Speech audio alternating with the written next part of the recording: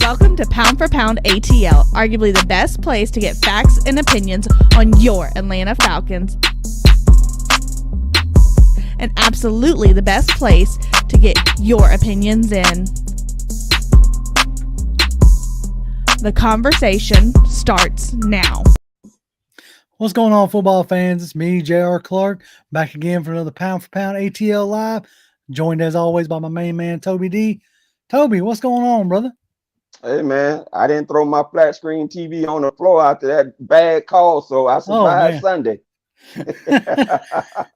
Ain't that the truth? Boy, that was, we're going to get into that because, I mean, that's the talk of the town at this point. But, man, we're 2-3. Unfortunately, we lost, in a heartbreaker, in a way of getting robbed. But like I said, we got an hour to really get in and dissect that. But then after the loss, we get the news that that your buddy got traded up to Cleveland. Yeah, good old Deion Jones, finally on the move. He got traded up to Cleveland for basically a bag of chips. Yeah, basically. Like we traded Deion Jones and a 7th rounder for a 6th rounder. Right. So basically, you're just trying to dump his salary going forward.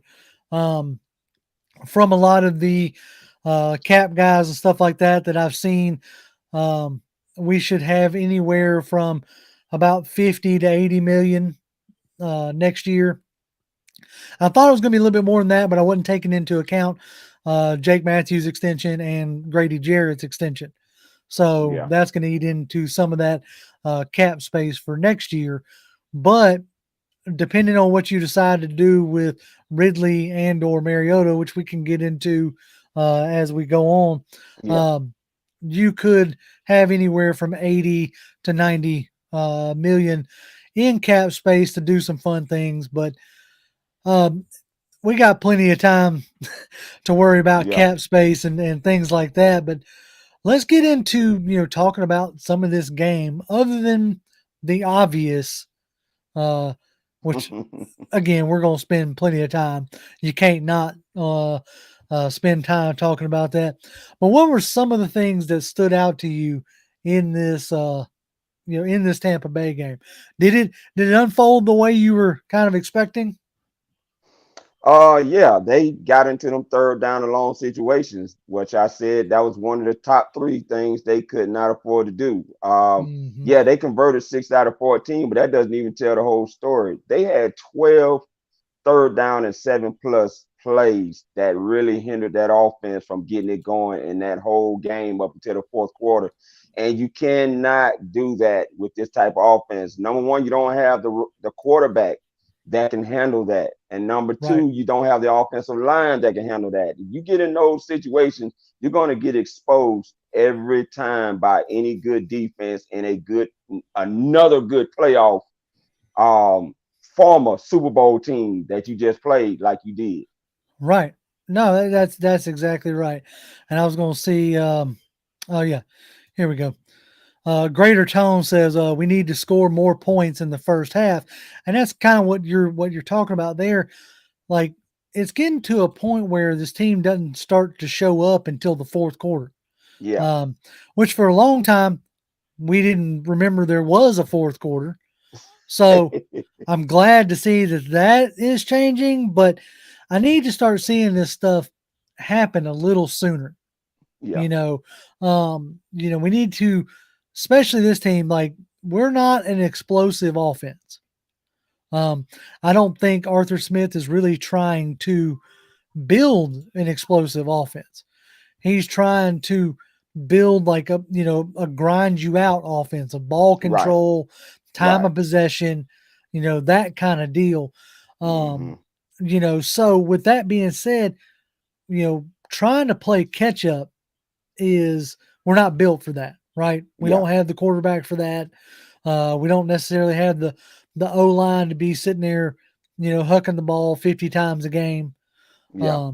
So that's something that we need to start a little faster and be more consistent, right off the rip. We had too many times where, as you were talking about earlier, getting into too many, 3rd and long type situations. Yeah. And then, like, when you get them third and longs, a team like Tampa Bay, coached by Todd Bowles, they're going to blitz you. And Sure is. they're going to pin their ears back and they're going to come Mm-hmm. at you. And it was evident to the tune of 5 sacks, Yep. which I think was the most that we've given up so far this year in any one game. Yeah, if I'm not mistaken, yeah. So, and they weren't Mm-hmm. all necessarily on the line per se, but it's the fact that, you know, for Mariota, he's not a 7-step, 5-step drop and throw the ball. You know, somebody said, let's see, where was it at? Jay Sand says too many play action calls. That's the type of quarterback you got right now. It is. You got a quarterback that Yep. thrives off of that play action. That's when he does his best work, is when he's on the move, when he's rolling, when you can have that deception.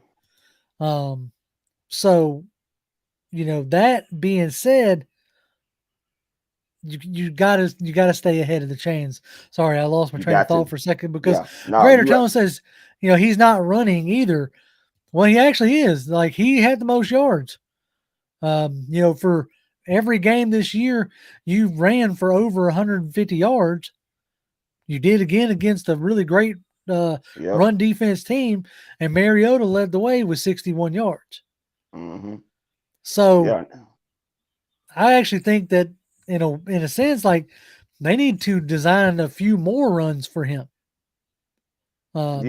It looks like they have been holding him back a little bit because it's a long season, man. And you know his injury history. This guy has not made it a whole season without missing at least 1 or 2 games. Right. So they're trying to slow play it as much as they can. They didn't really start getting him going running the football until really a little bit later on in that game because they were trying not to have to do it as much as they, could.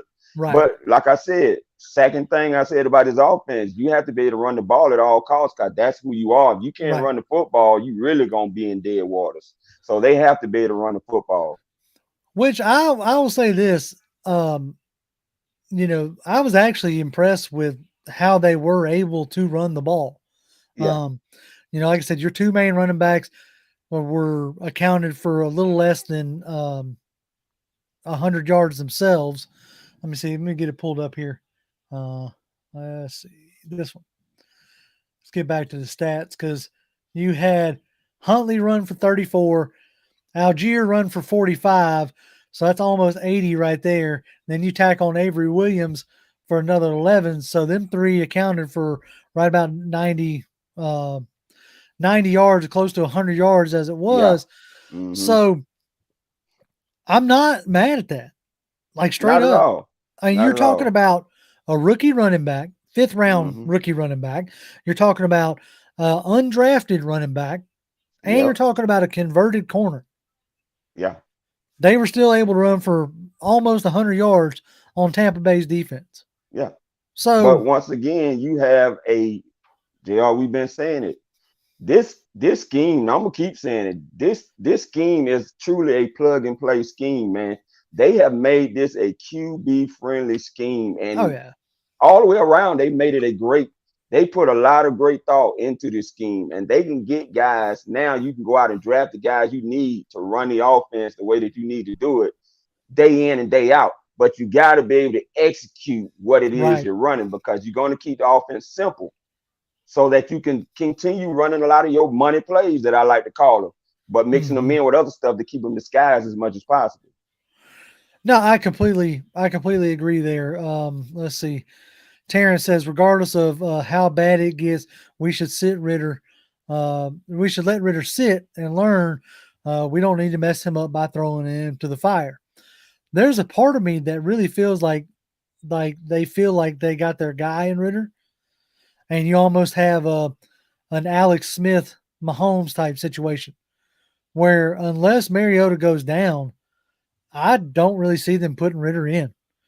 Unless Mariota absolutely turns into a dumpster fire, to where he can't make any decision right. He's throwing a million picks a game. You know what I'm saying? Yeah. Like, unless he turns into an absolute, dumpster fire, I say he's probably going to finish out this season. But I'm not under the impression that he's going to turn into the analogy I used was like, a pumpkin into a carriage. Like, I don't think I think what you're looking at is Mariota. Yeah. You want a guy who's going to throw no more than about 25 times a game. Mm-hmm. Probably isn't going to break throwing, probably isn't going to break 200 and, yards passing. He may have a combined total of, over 200 yards with passing and throwing. But yeah, I think what you've seen through these first 5 games is who he is. Yeah. Yeah. So despite his turnovers, man, and despite the lack of yards he's getting in the passing game, the Falcons are still only sitting at 2-3. Right.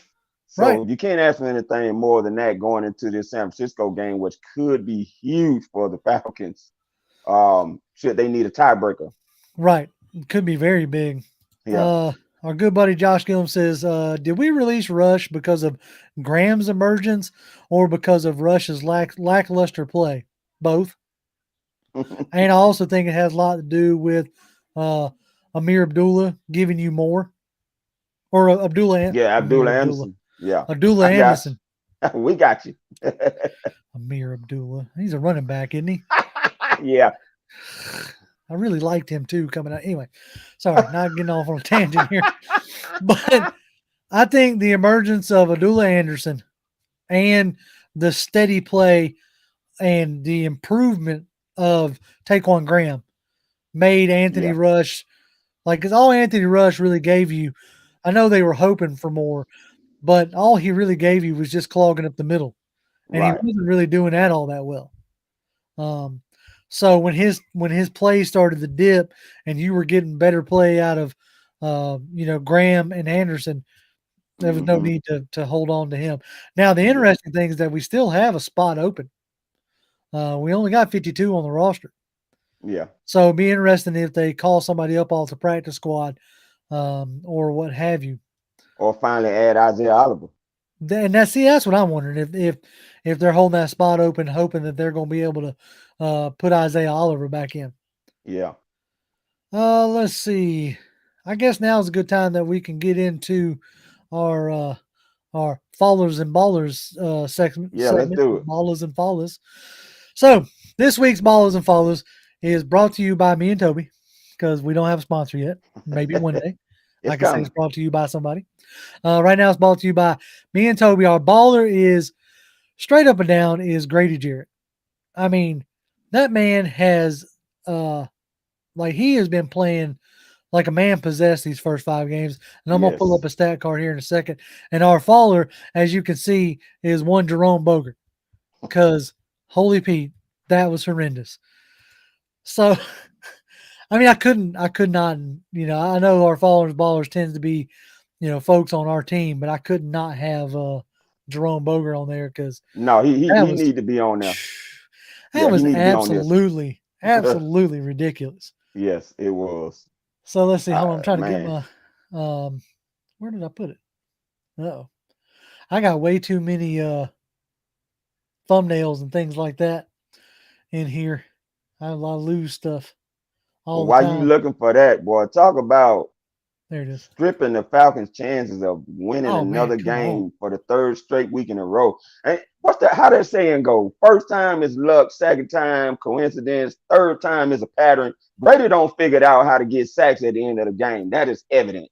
Oh yeah, dude, Grady has been through 5 games. He's got 4 sacks, 3 QB hits, and 13 QB hurries. Whatever was going on last year, like with Grady, is squarely behind him.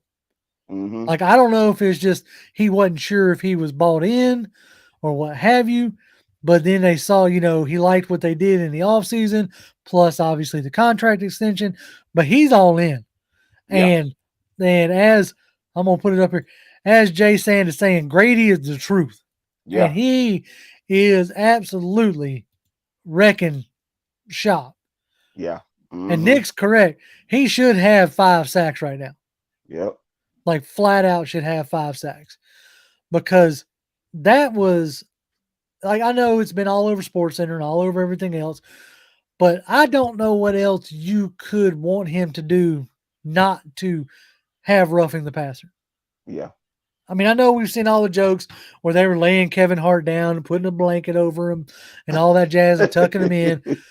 But straight up and down, it was textbook as it could get. Man. He wraps him up.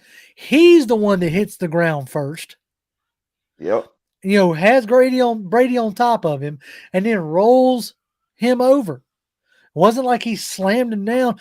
And then not to even mention, I'm gonna find it. Let's see, hold on. So yeah, Nick put it up there. And then Brady kicks him as he's going to get up. Yep. And so it's like that was absolutely the worst thing that I think I've seen in a while. And it just so happens, to go like straight up and down, killing our momentum.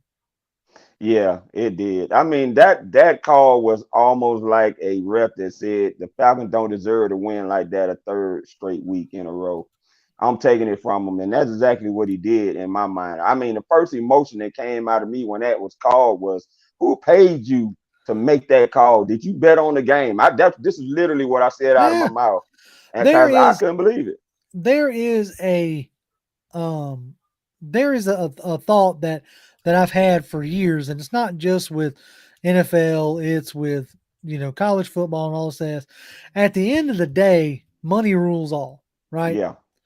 And if the NFL can get Brady into the playoffs, what is almost certainly his last season, yeah, that's a great storyline.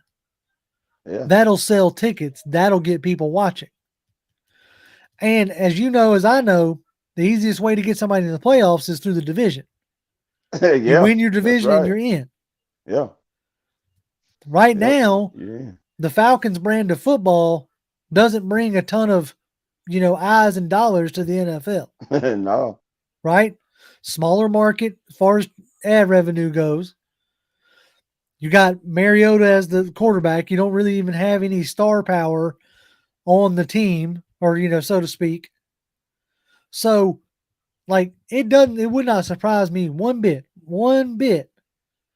if behind the scenes somebody is like, look, we need Tampa Bay to win this one. We need to do what we can.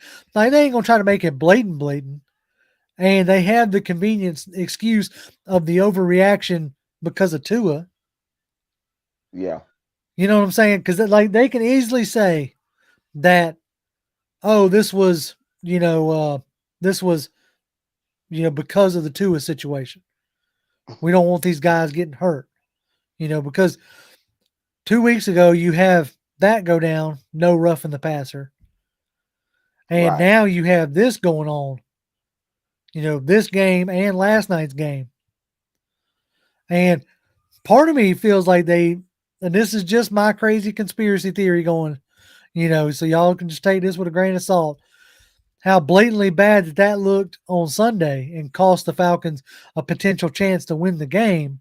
It did.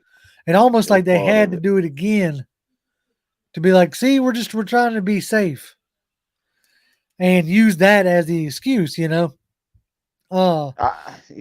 that sucks, man. I hated to see that happen the way that it did, especially to a guy like Grady Jarrett, who's having arguably his best season ever. This dude's on his way to probably getting his first 10 sack season since being in the NFL.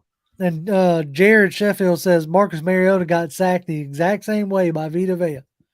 And he did. He got slung down the exact same way, no flag. And that was earlier in the game. So yeah, it was not what you want to see. It's not how you want to see it go down. And so it was just an absolute crap show altogether in that aspect. Let's see. False Start says, guys, it didn't start in the fourth. It started in the second quarter when Drake caught that 25-yarder and it got called back.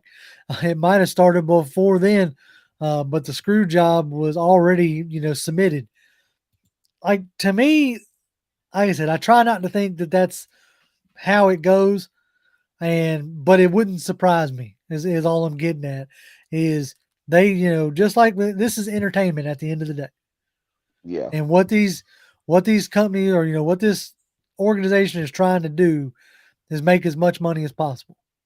Straight up. I mean, look, think about it, man. And I think we briefly brought this up on another live.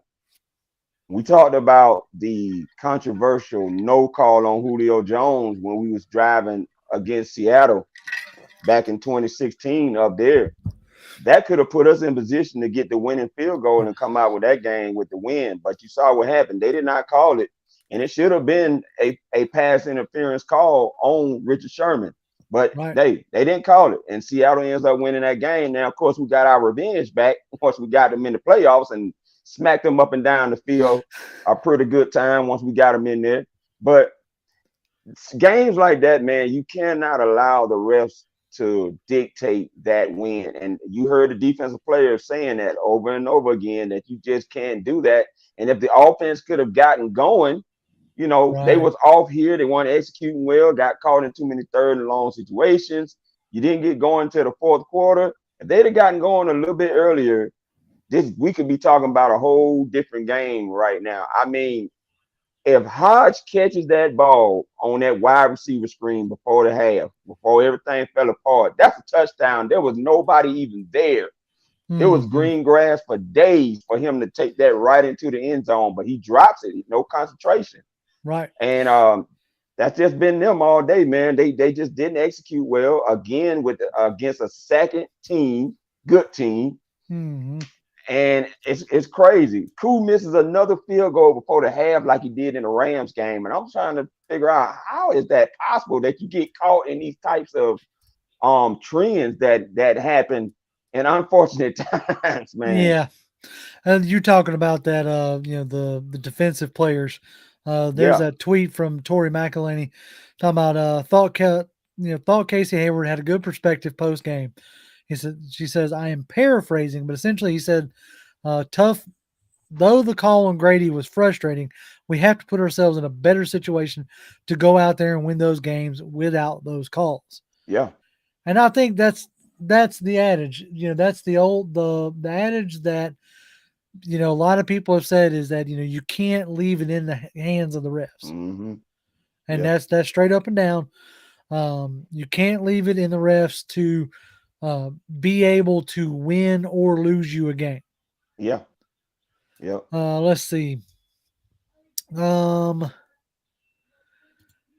see. Trick says it's like when he misses early in the game, we lose. Talking about Koo. Yeah. Let's see.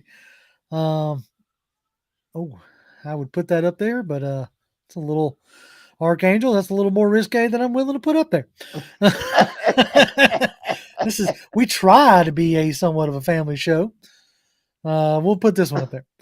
Ark says, I feel so bad for Grady. He played his heart out, and they should have basically been like a game-winning sack. Yeah. Yeah. Very much so. Very much so should have been. Yeah. Well, at least he appreciated that, Archangel. He's laughing at me. Out of your Falcon mind, our boys says, we talked about it yesterday too. Mike laid out how many mistakes we made prior to Grady's call. Dropped interception. A.J. Durrell definitely dropped one. The Hodge play, Coon, etc. Way too many against Brady. Yeah, you can't keep somebody on like that on the hook, so to speak. Like that. You got to be able to come out, impose your will and, finish a game off. Nick is saying that there's lots of drops out there.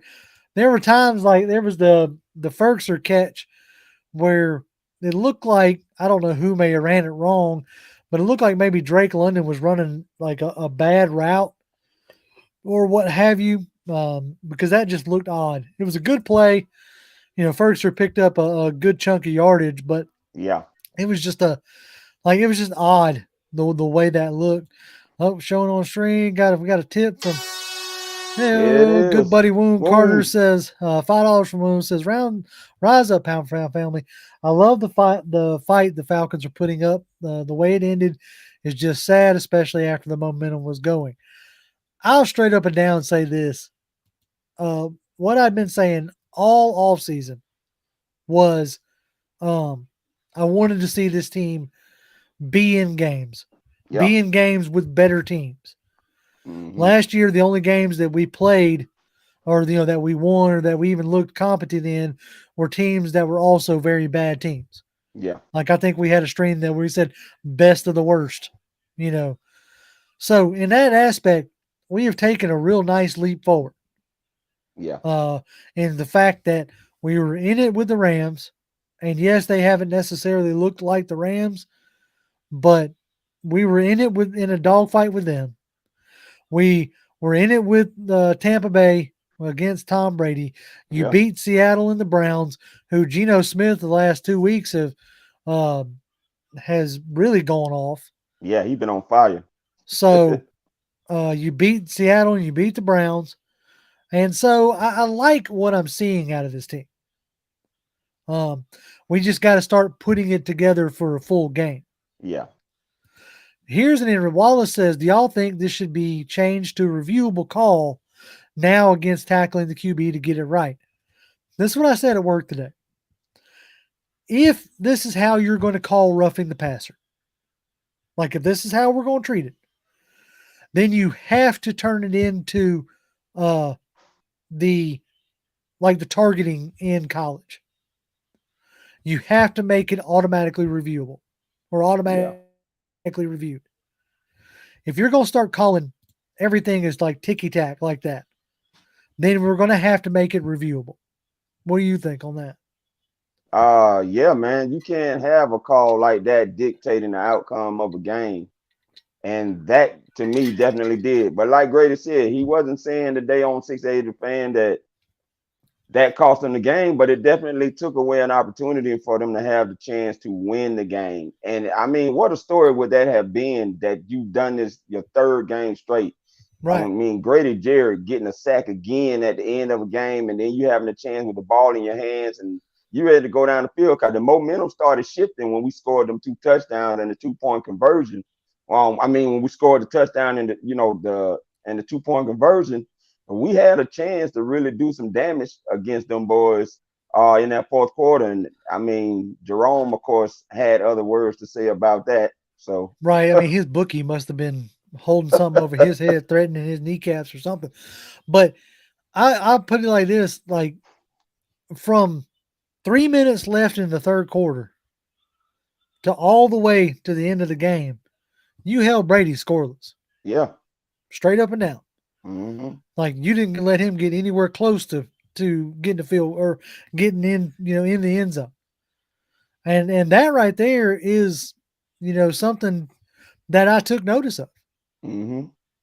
Like, you were able to put the clamps down on him and frustrate him and really start to get to him. Yeah. And that's something that hopefully we will continue to build off of.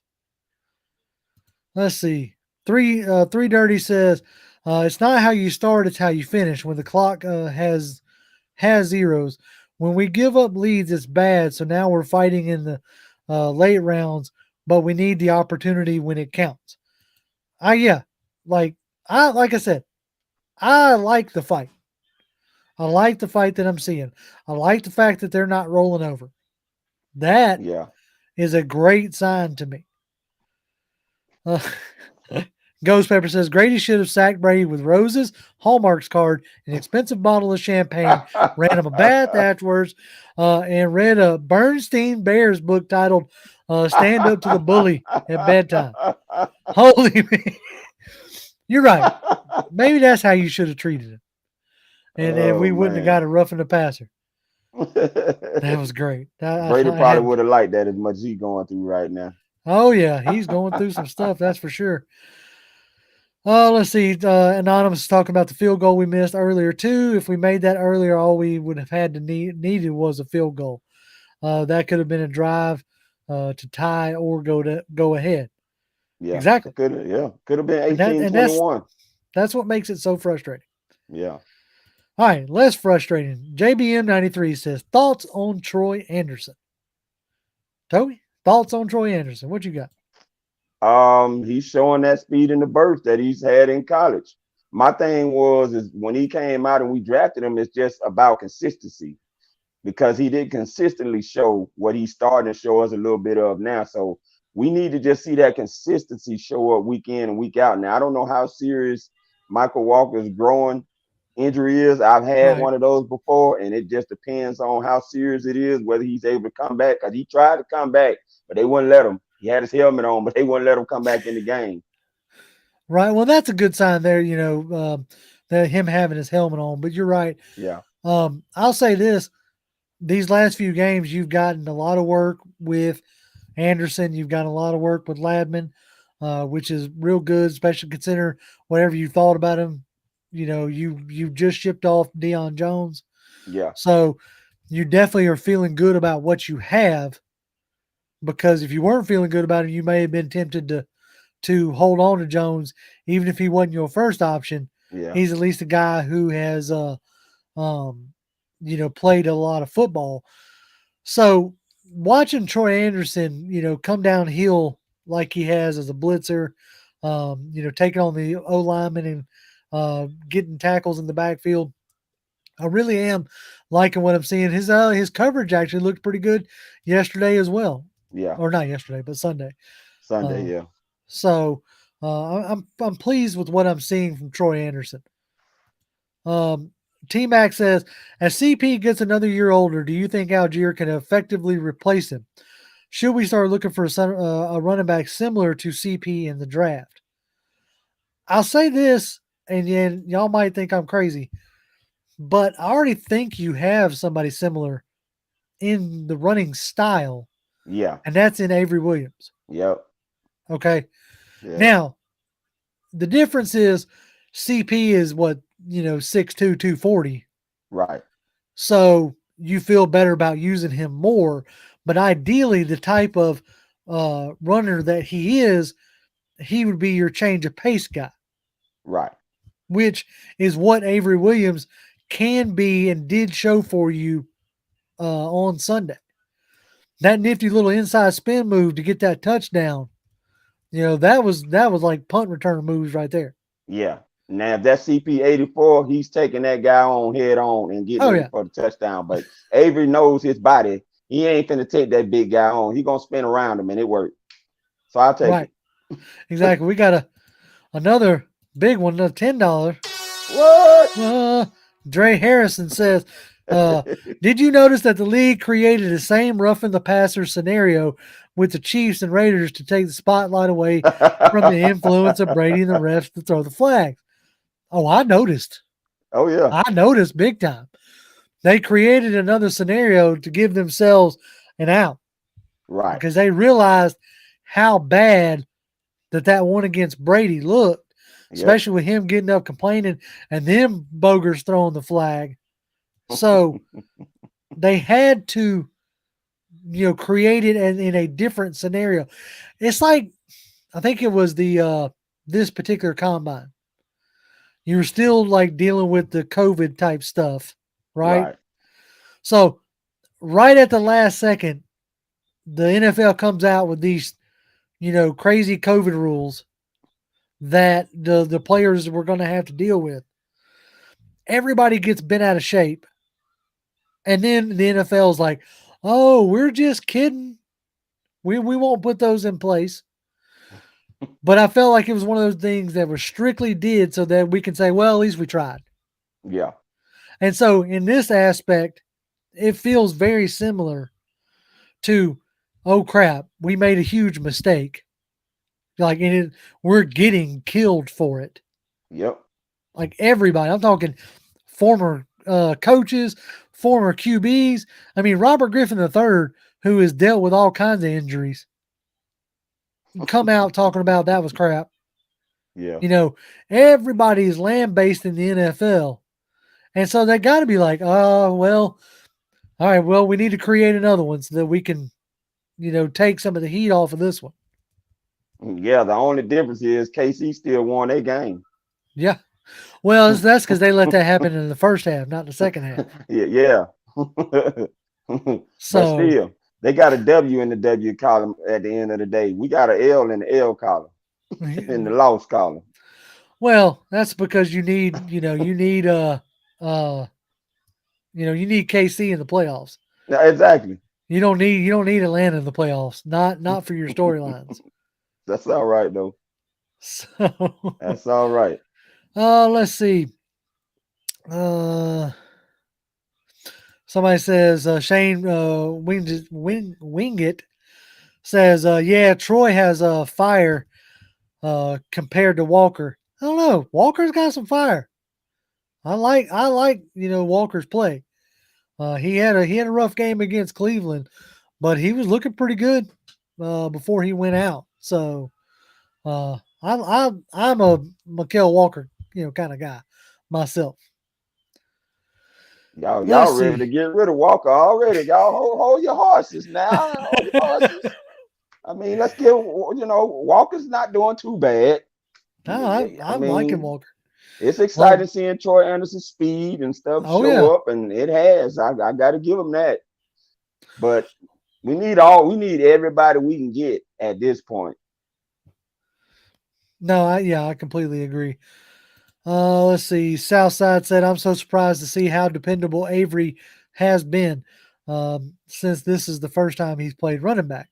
That's the first time he's played running back since high school, right? Yeah.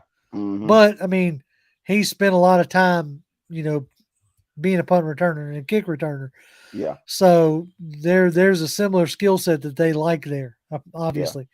Yeah. And he has a nice return Sunday. Yeah. In that game too.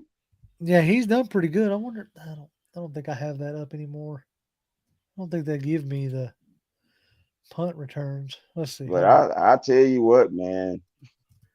While you looking for that, Felipe Franks, good Lord. I thought we was gonna get through the.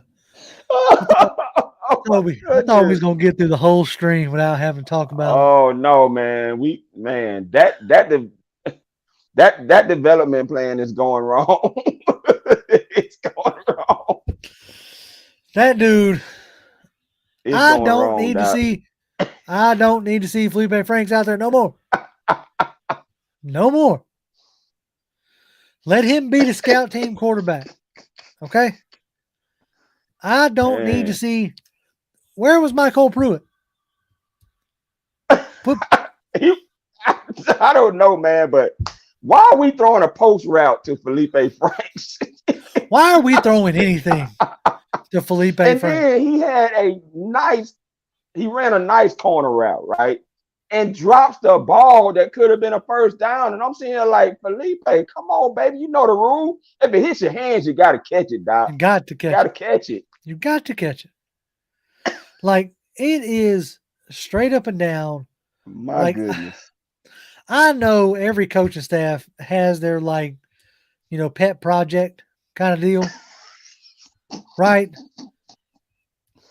But somebody needs to walk into Arthur Smith's office and say, look, Doc, this ain't it. This ain't it, right? You got Michael Pruitt on the roster. You got Anthony Ferguson on the roster. You got Parker Hesse on the roster. Let them be your tight ends. Yeah, that's it, man. Let them be your tight ends. That's enough. Dude, I am so done. I get it. Old boy's athletic as all get out. But it ain't showing up where it needs to be. It really ain't. Goodness. It ain't showing up in catching, and it ain't showing up in throwing. So what do you got to do as a quarterback? Throw the ball. What do you got to do as a tight end? Catch the ball. And if you ain't doing either one of those, we might as well just throw in the towel. He's just one of those, I guess, that just looks good in a jersey. I don't even know. Yeah. I am at 1496. If they thought Franks was replacing Pitts, boy, that coaching staff needs to be reevaluated, bro. Because he is not replacing Pitts. No, it's dead up look, I get you. You ain't got Pitts, right? So your offense isn't going to run nearly the same. Oh, my goodness. So let's not try to do some of the same things. You should be able to pivot and focus on Drake London. Or pivot and focus on doing short game or something like that. crossing routes or what have you. Yeah. The one thing that I ain't seen much of, and y'all correct me if I'm wrong, but where are the mesh routes that we They're saw not them practicing? they're not doing a lot of that this year. It That's almost what it almost reminds me of last year when we were up there at training camp, we saw them throwing to the backs out of the backfield a lot. yeah. And we are like, oh snap, okay. And then the season come around and you hardly ever saw it. Yeah. Yeah. So I don't understand where where those mesh routes that they were working on. Somebody says, what happened to Fitzpatrick? He is still on IR. He should be eligible to come back off now or did they put him on IR before the season started? Because now if they Yeah, put they him put him on on IR, IR, but they put him on IR before the season started. well then he's done for the year then. Well, he was think. on the 53, and then they put him on IR when they made all them moves and brought people back and all that stuff. Okay, well then he should be eligible Yeah. to come back then if he's Yeah. right. So Yeah. let's see. Oh my goodness. Plant's Health and Taste says refs gave the Bucks that game. Move on. Now let's beat the 49ers, Cincy's and then Panthers. We get all three. 49ers beat up and the Bengals are in Super Bowl hangovers and the Panthers are tanking. That's going to be a deal right there with the 49ers. Like they are a little bit beat up, but they still put it on the Panthers pretty good. And like you talk about, coach who, much as he may drive us crazy, he can scheme, big time his players. Mm-hmm. That's something that we have to look for. Not look for. Sorry, there's some craziness going on in the chat, and I'm using this this program, and I can't monitor it. You know what I'm saying? I can't make any adjustments like I normally do. Some folks in here talking about like heights with shoe sizes. Like I saw that, but I'm trying to ignore it. That is Noah Lash and whoever could y'all like knock it off with the shoe size stuff? I would appreciate it. Okay. Anyway, Archangel says 49ers are really good, but the Panthers are really bad. You're right. The Panthers are really bad. So maybe that made it even easier on the 49ers, but that's still not going to be an easy game. I mean, granted, we get it at home, and that's great, but it's not going to be an easy game as some folks were hoping. I know Joey Bosa is out with a groin injury. It was looking pretty bad for him. Kyle Shanahan said if they had to practice, that he couldn't practice or play. Now so we'll always get them brothers mixed up. So is it Nick Bosa? Nick. It's Nick. I said Joey. Okay, yeah, I always Joey's get it mixed with the Chargers. Nick is with the 49ers. So, that's going to be something to monitor as we start tomorrow, as we get, closer to the game. Yeah. I don't know. See, Anonymous says Mariota's better than Mayfield, at least. Not saying much, but it's something. Well, this is true. I'll give you that. Okay. Yeah. Baker is stinking it up. I don't watch a lot of their games so far. And buddy, when I tell you he stinks up the joint, he stinks it up, Doc. Yeah, I ain't never been a Baker fan, like at all. He's never he don't do much for me. Let's see. Mark says those bad linebackers we had last year ain't there anymore. We got the 49ers. We'll see. That's still a tall task. Now, granted, you did a pretty good job of limiting Fournette. You kept him under 100 yards. Yeah. So they're going to have to be on their P's and Q's, but they're used to practicing against the outside zone run. So it should be something that they're familiar to looking at. And, hopefully with the speed of Troy Anderson and maybe Michael Walker's not as dinged up as we think, we could see. Yeah. But you got Garoppolo back there, and like their biggest weapon obviously is George Kittle and Deebo Samuel. and it's going to be tough to slow those guys down. So you're going to have to get to Garoppolo, and if you can get to him, he'll throw you the ball. Like, he's had some pretty rough games. So it'll be interesting to see how that goes.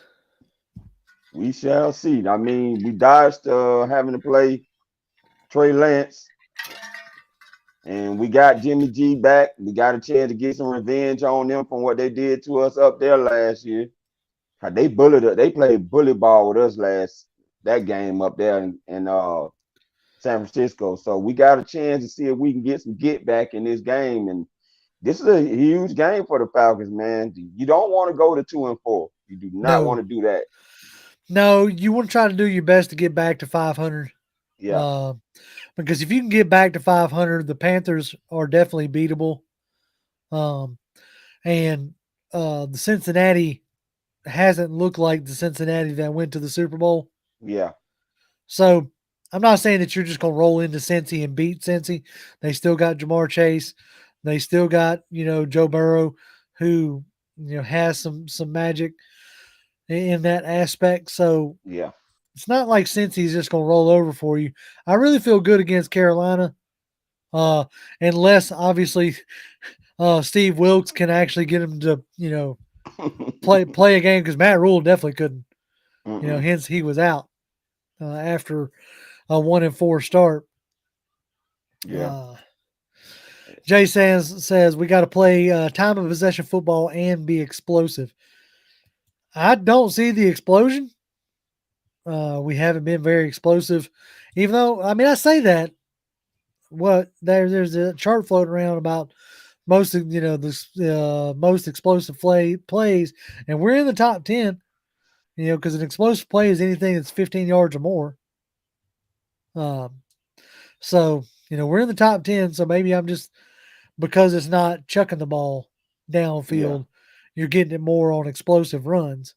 Yeah, but you got to stay out of them 3rd down and 7+ down in distances, because if you don't, you got another team that is capable of doing the same thing, forcing you into those same 3rd and long situations. And if the offense gets back in that again, this offense is going to start quickly declining, because, let's face it, the last 2 weeks, Mariota has not been lighting on fire in the passing game. And everybody knows this. Arthur Smith, spoke about that in his presser.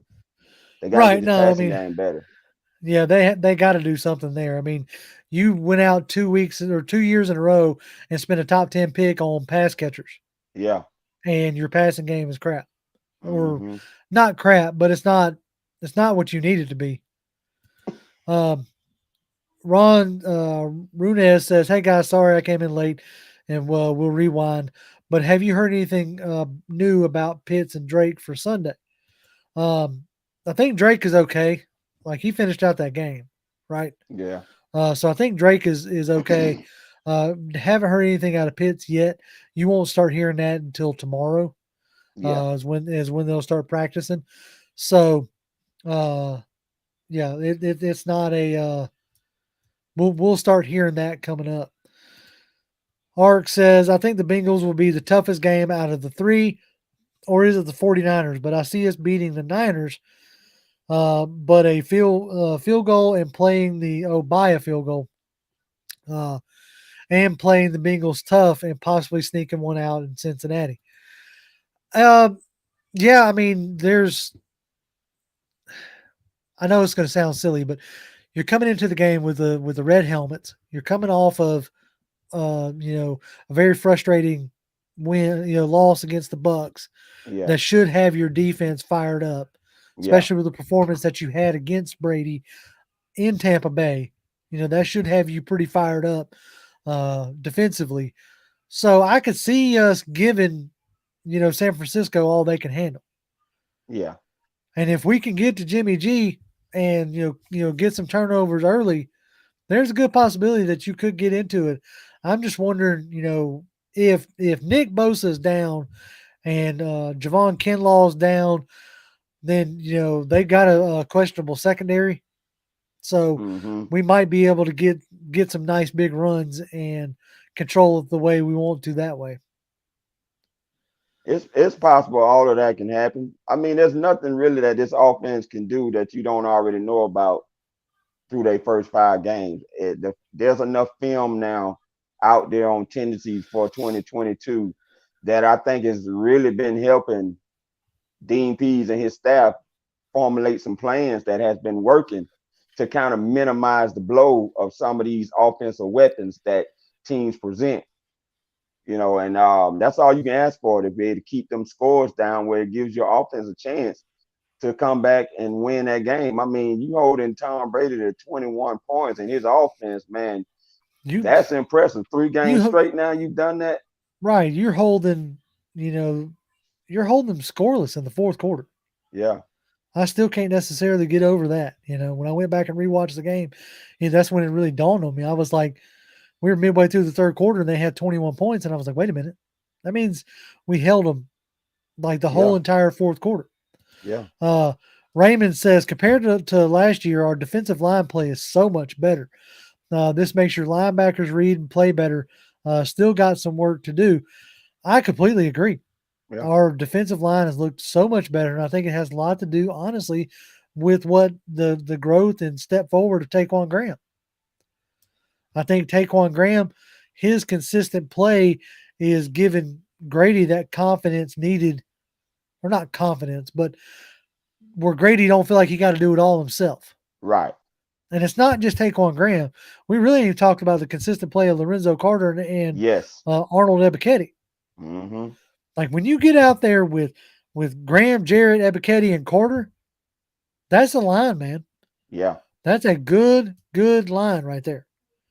Yeah, they can't hardly double Grady anymore like they did last year, which is allowing him to get the sacks that he's getting because he's able to get one-on-one with you. And when he get that one-on-one, pretty much more times than not, he's going to win those matchups. Yeah. And right now, he's doing it.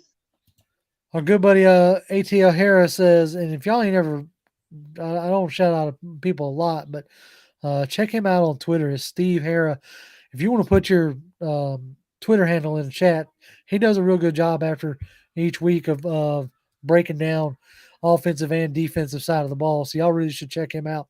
He says the defense consistently stiffened up in the second half outside of the Saints game. Yes, they have shown like whether it's the defense itself, P's, whatever, the adjustments that they're making in the second half is definitely frustrating opponents, and it's something that I hope they continue to do. I do agree with the greater tone. It says need AJ to get them interceptions. Very much so. And let's see.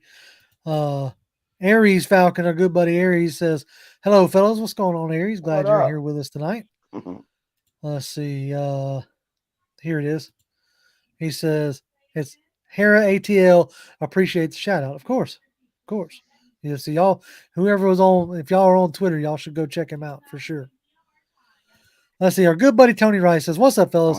Has anyone heard on the status of Adio Gandeji as to how serious his injury is? I have not. To be completely honest with you, I didn't realize he'd gotten injured. Yeah, so he did, but you're not going to know much till tomorrow because Arthur Smith is playing that wait till the injury report come out game. So right, and so that's you'll start seeing that stuff between Kyle Pitts, whether he's practicing or whether Drake's practicing or what have you. But no, we haven't heard anything just yet. It's nothing serious in the sense that nobody went on IR, so that's good.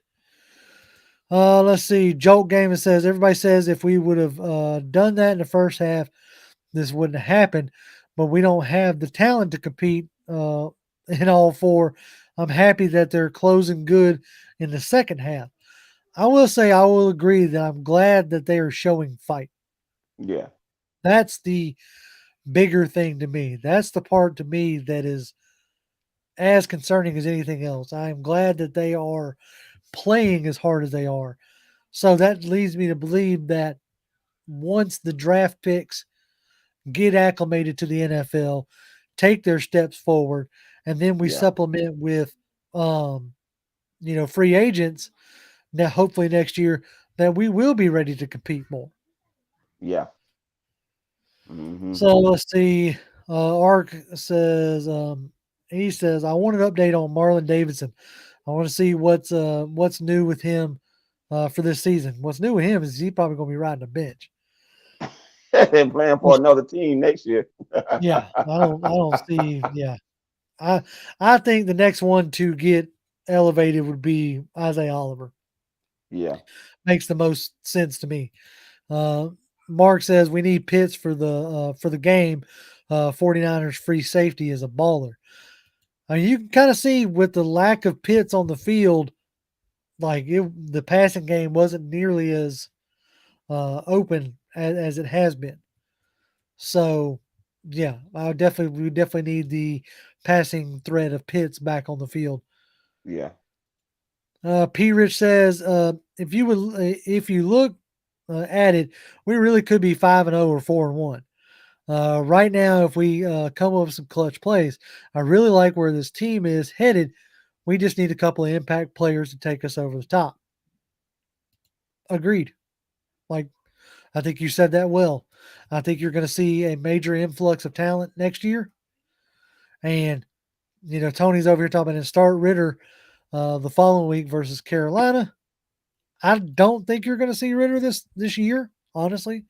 Unless, like I said, unless Mariota just completely falls apart. Yeah. I don't see them starting Ritter, but I do see them viewing Ritter as your starter next year. Mm-hmm. Because they have to see how limited the offense is right now. Yeah. Even with playing as clean of a game as he did against Tampa Bay, against a superior defensive opponent, he still was barely able to move the ball. Yeah. So, Ark says I'm funny. No faith in Marlon Davidson? No, none. No. Zero. Sorry. Not at all. He gave me Not at me all. a sad face. I'm sorry, bro. I'm just calling it like I've seen it so far. Hey, I don't seen a couple people now talking about OZ, how impressive he's looked. Yes. Yep. The Falcons are no pushover and are playing tough. Very proud of the team for being in every game. That's Billy Ellis. I completely agree. And then Brian Peoples, OZ has been impressive. Y'all agree? Very much so. Yeah. I know in the offseason we got caught up in the whole signing a basketball team to play receiver. Yeah. But Oz has been everything that they wanted him to be. Yeah, he's your number 2 at this point. He is your clear-cut number 2 wide receiver. And right now he's earned that right to be that number 2 guy. He's the guy that right, that's what I was going to say. He's the consistent guy that Mariota pretty much knows he can count on. Mm-hmm. Let's see. Oh, here we go. We got a react. Hill says he says if we can't pass with this QB, then what? We're gonna have to run the ball this year. You're gonna get some passing, but it's not gonna be something you can count on. You got to ask yourself, do you want Mariota throwing 30, 40 times a game? Because I don't. He can't. Right. It's not who he is. But see, here's another thing that I didn't mention about him third down and long. See, teams know he got a limit on how many times he can throw. So check this out. If I get you in the 12 third down and 7+ situation, guess what that do? That uses up some of your passing attempts. Yep. You don't have many. That's it. You want a short leash when it comes to that. Yep. Thank you, Steve. We appreciate that. He gave a tip to $5. He says, keep up the great work, fellas. He says, I'm excited for this week. Abdullah joining Carter, Grady, and Graham on the D-line. Lorenzo quietly been an absolute dog weekly. Oh, dude, I have been absolutely loving what Carter has brought to the table. Yep. He's everything that I could ask for. In what you're paying him, in what you were expecting. I think he's already gotten 2 or 3 sacks throughout the season. He's applying constant pressure, and he's real good in the run game. If we go out and get if Ebiketie takes a step forward or what have you, or say we draft somebody like a Will Anderson, I only pull his name out because he's the top of my mind. But Yeah. you draft somebody like that, and I would absolutely love to re-sign Carter and keep him on as a base down player, a rotational player. Like he's a guy who I want here.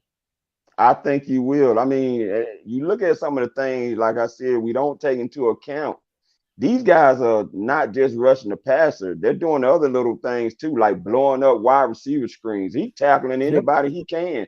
They that's it. blowing up screens. Period. Like they don't care who they got to get.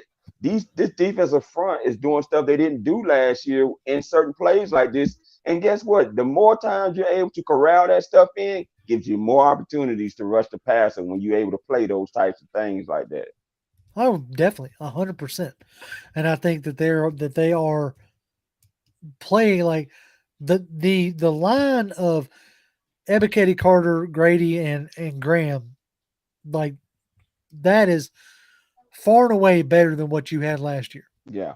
You know, as far as consistently getting pressure, consistently affecting the play, stopping the runs, and keeping Evans and Walker clean, and then Anderson clean as well. P. Rich asked, "Who is Oz?" Alameda Zacchaeus. That's our number 2 wide receiver. Let's see. Mark says we worked out 3 receivers today. I think somebody's job might be gone. Hint, hint. Brian Edwards. Possible. You know, they may not like his attitude. They may not like. I mean, he had a catch. He had 1 catch for 10 yards.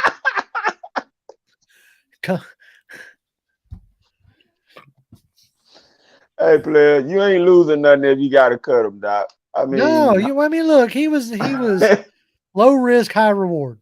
Look, Hodge has clearly taken over the number 3 role. That's Brian is moving further down that totem pole, Doc. That's right, further down. Let's see. Tony Rice says, fellas, it was upsetting seeing Deidre Snot sacking our quarterback as we playing against former Falcons every week. Look, I'm glad to see Snot like carving himself out a role, but you got the better version of Snot and Grady. They're too similar in that aspect. They play the same role. And you ask yourself, who would you rather have out there, Grady or Snot? The answer all day long is Grady. Congrats to Snot, but that was more of a coverage sack than anything. Yeah. It took him 20 years off that twist stunt to get around that to Mariota. I started looking at my daggone wrist, and I don't even have a watch on. Yeah. It took him that long to get back there, and that's great coverage. Good for him, but great coverage by the secondary to allow him to take 20 years to get back there to Mariota. That's it. Brian People says, could we see D'Angelo Malone this week? We could, especially if Ogundeji is down, you probably will see Malone being active this week. Yeah. Or, somebody else, they signed a defensive tackle, so into the practice squad. Tony said I think where it hurts Malone a little bit is because Lorenzo Carter and him do some similar things. Very similar things. Lorenzo is going to be the guy 10 times out of 10 is going to take over precedence of being on that field. I agree. Over Malone. As of right now, yes. Tony Rice said, I said it before and I'll say it again. When Cordarelle Patterson returns, put him at receiver to go along with Oz, Drake, and Kyle. I would like to see, like I said it in the offseason, and I'll say it again, you don't want to lose the flexibility of Patterson, but I would like to see his numbers start to be skewed more towards slot receiver than running back myself. Listen, I hate to say it, but this offense doesn't lean to that because you don't have that quarterback that can take advantage of some of those slot don't you receiver. Don't you think that we can like we really need to start getting into the RPO quick game? You know what I'm saying? That, but it don't look good. We need to do it more so it can look better. We tried a little bit of that on Sunday, and he was just overthrowing guys. And I'm sitting here like, come on. Then he sat in there one time, ran an RPO, and it took him forever to make the decision to throw it in the middle of the field. You overthrowing guys and stuff when you running RPOs, dude. That don't look good. I don't know, man. Look, it's still a lot of things that need to be worked out with Mariota. Look, wide receiver screens is one of the staples of our offense, and he hasn't consistently been able to run those. Man, it hasn't been all his fault. It has been some drops, but if he ain't throwing it in the ground, he overthrowing guys when you got clean grass in front of you to make plays. Yep. I agree. No, yeah. I was not supposed to be talking about Mariota like that. See, now you don't trying to keep that. It, now I'm trying not to say anything. Right, I know everybody like get on us because, but you're right. Those plays have got to be made, and if he can get to where he's making those plays more consistently, yeah, because that's your pass game with him, right? It's that read, come up and throw. Yeah, it's that's your game, and that's what it needs to be. Let's see. Okay, let's go with this one. Brian Peoples, Calvin Ridley will be gone or nah next year. Like you cut him, you save $11 million. But as our semi-good buddy Kevin from the Falcoholic says, or tweeted out, you're not going to get that caliber of a player for $11 million. So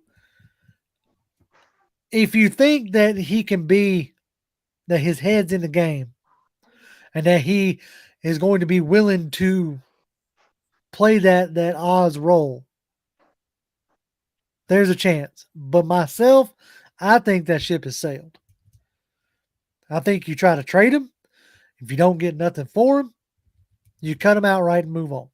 You get your $11 million back and you keep building the physical team that you're trying to build. That's my opinion on Calvin Ridley. You see it any different? Any different?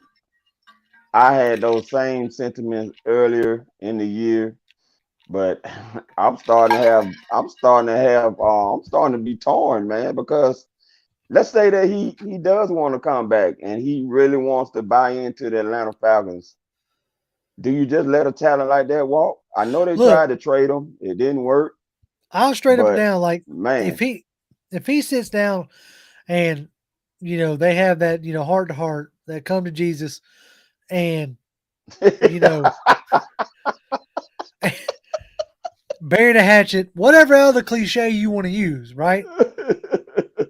And he says, hey, look, right now with the gambling thing, with the mental health thing, I'd like to, have a year here to at minimum rehab my image.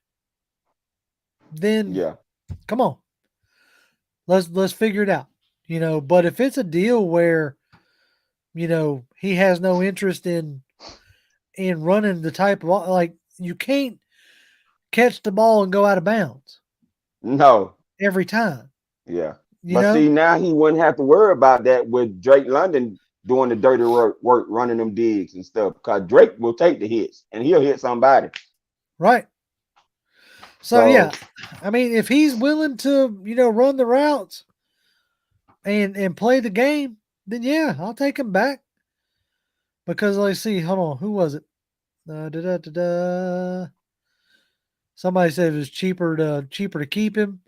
In a sense, like, you get money if you cut him, you get $11 million back. But I think that, like, if he's willing to play, he's a better option talent-wise than OZ. And you got to think now, he's a year older. He was already on the older spectrum coming out of college. Right, he was. Yeah. Okay. So now he's a year older and a year out of football. Yeah. Like, you may not get the same kind of package that you were going to get for him last year. Yep. Before all that stuff came out. Yeah. So might not. Now, Harris says, y'all know I'm a big Ritter guy. Maybe the biggest Ritter guy. He said, but Mariota had his best game of the season. Even if the game plan is simplified, I think Ritter could have executed at similar or higher level. Right now, that's what we're going to keep saying until we see Ritter. The way they've set this offense up, Ritter can run the offense, Doc. But they Arthur's going to stick with who he wants to stick with until he's totally convinced that Mariota is not the guy to help him continue trying to win situational football. Right. Exactly. You know what I mean? And it's perfectly okay. But I wonder how long Dave Ragone is going to keep putting up with it, because his career is on the line when he got a quarterback that's not able to kind of cut it the way he wanted cut. Yeah, no, that's part of the deal there. Like, if Ragone has aspirations of being, a head coach one day or whatever, he's got to start being able to flex his offensive muscle. Right. And right now, Mariota is limiting that, limiting him being able to do that. Let's see. Shane says Ridley got issues and he can't run north-south. He's got to go. That's the thing. Is like, he's got to be willing to run the routes. He's got to be willing to go across the middle.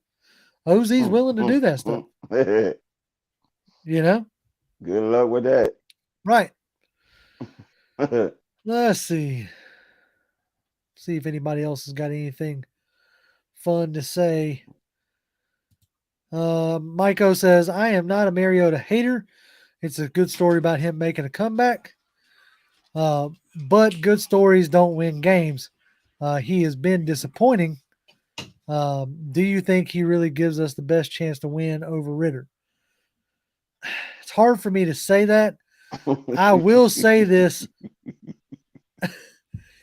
Right now, until we see Ritter's obviously better, right? Grass is always greener. You know what I'm saying? Like, in our minds, we're like, Ritter can't be no worse than Mariota, so might as well put him in there. Like, that's where our mindset's at. But this is a coaching staff that has been able to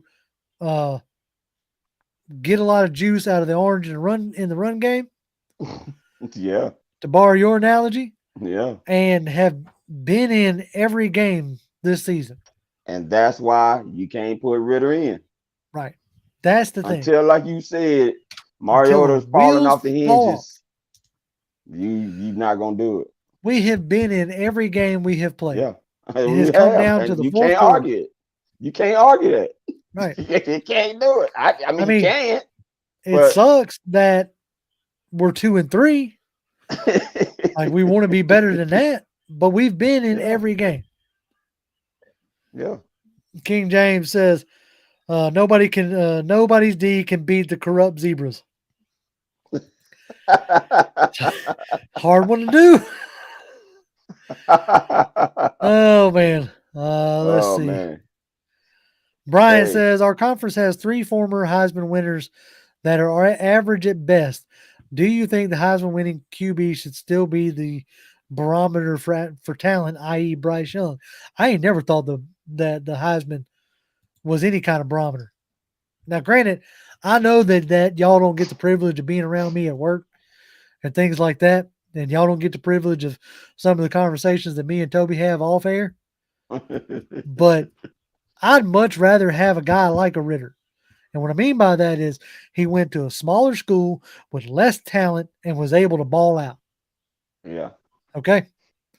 So that's a guy who, like, think about it. Where did Aaron Rodgers go to school at? Cal Berkeley. Where did Ben Roethlisberger go to school at?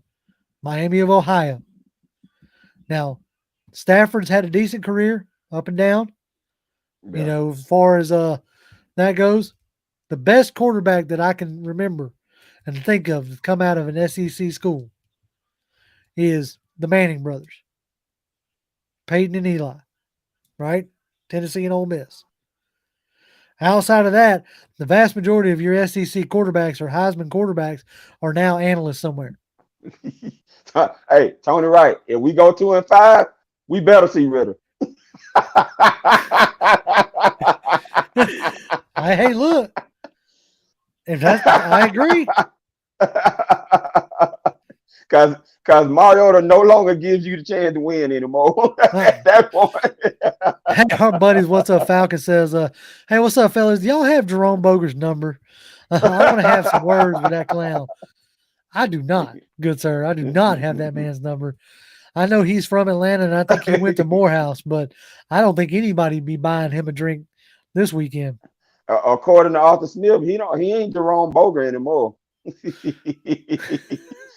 FB now. I can't say it because this is a family show, but y'all know what I mean. Just go back and watch it. Yeah, he was hot. He was hot. Oh, let's see. He's got the initials FB. Just right. Go look it up. Archangel says the Panthers game is the perfect time to start Ritter. I tend to agree. I wouldn't start Ritter before the Panthers game, to be completely honest. If it was left up to me.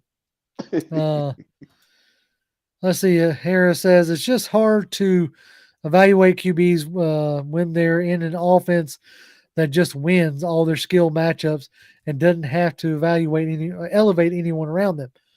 They get elevated by talent. He's talking about the Heisman deal and the SEC quarterbacks. That's the thing. It's like you're playing behind, generally speaking, you're playing behind the best O-line. You're playing behind.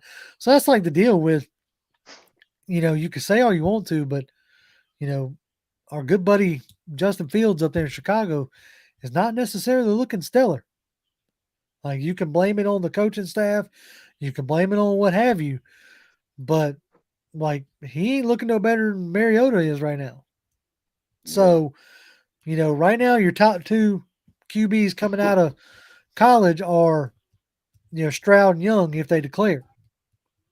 So, you look at the draft that was supposed to be the QB draft to end all drafts. Trey Lance is injured. Mm-hmm. Justin Fields is looking not so great. Mm-mm. Trevor Lawrence is starting to show. He's starting to show. Yeah. Zach Wilson so far is up and down. Yeah.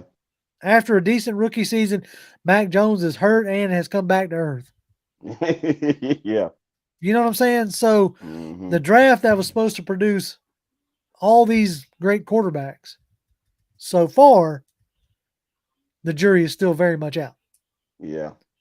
So I, for one, am down with letting, Ritter marinate and understand and hear all the things he's not supposed to do and realize what is, what is infuriating Dave Ragone and Arthur Smith.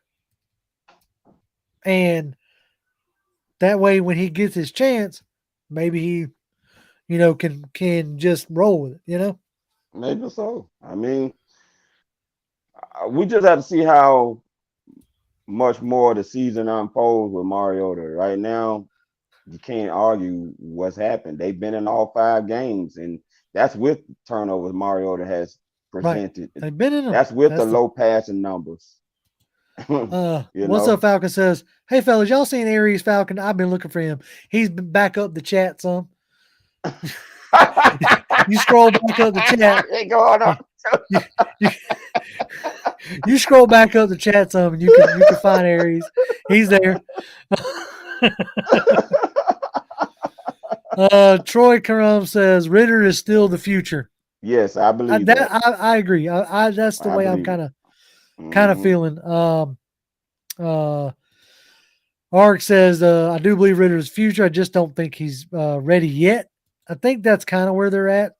They're wanting him to sit and learn a little bit more. Tony Rice says, I'm going old school now regarding Ritter.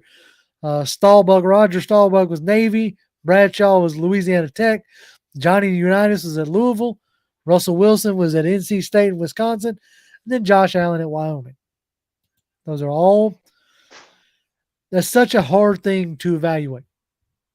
But they have to be very confident in what they have in Ritter if they're going to pass up the names that are going to be out there next year. If you end up with a top 10 pick and then you turn around and pass on a QB, and I'm not saying that you're going to have to, but this is what we're going to be talking about. Y'all get ready for it. If we don't see Ritter before the end of this season and we have a top 10 pick, that's what this, y'all get ready. You know what I'm saying? It's going to be about Stroud. It's going to be about Young. It's going to be about Will Levis, the kid out of Boston College with the last name I can't pronounce. It's going to be about Hendon Hooker if he comes out. These are what it's going to be about. Yeah. So they're going to have to, if they stick with Ritter, they're going to have to be very confident about it. Yeah. I think we've hit that time of the show, my friend. Y'all had us talking a long time today. Time to put the ticker down there and let y'all know that you can follow us on Twitter. I'm at Grim1128. Toby, where you at? Toby D 1991. JR, let me read one more. Go ahead, man. I'm trying to get the chat to come back Thea, up. Thea D just asked us, do we think Marcus has provided a more positive or negative to Falcons so far? Oh, he had to take a deep breath. Yeah, you might have just answered it for you. Positive or negative? Okay. All right. Okay. I'm going to say positive. The reason why I say that, he has frustrated me. But what he has done is made me realize that this scheme needs a mobile quarterback. Yeah. It made me realize, truly made me realize that you weren't going to do this with Ryan. Right. And Ryan's my guy, and I love Ryan. But Mariota has truly made me realize that this scheme was not going to work with a quarterback of Ryan's stature. Mm-hmm. And so it made me realize that, Ritter could very well work, very easily. Yeah. And I'm excited to see him. So in that aspect, I'll say gave positive. Mm-hmm. Toby? I'm going to lean in the same direction, JR. I think I'm looking positive, and we keep saying this. It has helped them be able to come up with a scheme that is QB friendly, like the one that they have right now. That all you need is the right guy to manage the game well, and your defense continues to keep those red zone scores down and become more dominant as you continue to build them. Mm-hmm. You won't have to have a quarterback like a Matt Ryan to rely on trying to win games when all your defense needs you to do score more points than the other opponent while they're holding it down for you to be able to do so. Now, we failed to do that on Sunday, but it's a lot of positive that is bringing more clarity to them how to set this team up. Think in a lot of ways, Russell Wilson, Legion of Boom era. Yeah. Russell Wilson was able to play like he did because he had that defense backing him up. Mm-hmm. If we can build a defense like that, it's going to be, I think it'll be just fine. Yeah. I think it'll be just fine.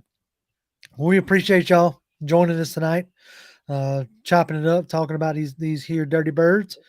Like I said, y'all can follow us on Twitter. The handles are rolling across the screen. Keep your eye on the channel as we pump out content. We'll have some video for y'all on Friday. Toby, that video you put out on Friday was absolutely awesome. So we appreciate you doing that. And if y'all ain't checked that out, y'all definitely need to check it out. As always, Falcons fans, rise up. Rise up.